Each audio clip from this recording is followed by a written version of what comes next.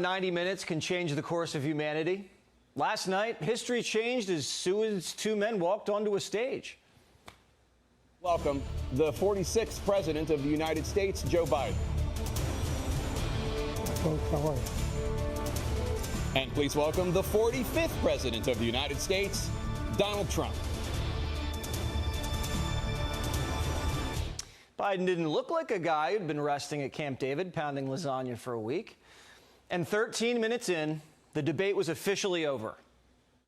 Making sure that we're able to make every single solitary person eligible for what I've been able to do with the COVID. With dealing with everything we have to do with. Look, if we finally beat Medicare. Thank you, President Biden. President Trump? Well, he's right. He did beat Medicare. He beat it to death. Biden did the one thing he couldn't afford to do. And he did it at the start of the debate, when everyone was watching. Democrats across the country began to panic. Biden sounded hoarse, looked pale and exhausted, was babbling nonsense. And it got worse.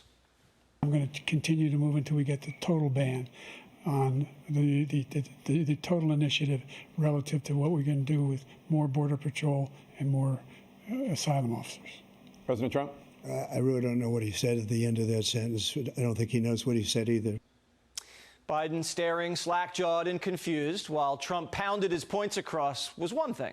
But when Trump paused, was disciplined, when his mic was muted, that's hard to beat. Trump didn't flinch an inch when Biden slandered him with hoaxes. But the minute he brought up his measurements, golf game and sex life, it was a different story. You have the morals of an alley cat. Give you a minute, sir. I didn't have sex with a porn star. You can see he is 6'5" and only 223 pounds, or 235 pounds. Well, you said 6'4", 200. Well, anyway, that's what you're. Anyway. I just won 2 club championships, not even senior, 2 regular club championships. To do that, you have to be quite smart, and you have to be able to hit the ball a long way. And I do it. He doesn't do it. Look, I'd be happy to have a driving contest with him. The reason I got my handicap, which when I was vice president, down to a 6. But by the way, I told you before, I'm happy to play golf with you if you carry your own bag. Think you can do it? That's the biggest lie. He's a 6 handicap of all. I was an 8 handicap. Yeah. 8. Never. But I have, you know how many? I've seen you swing. I know you swing. Okay, let's not act like children. President Trump, we're going to turn. Let's not act like children.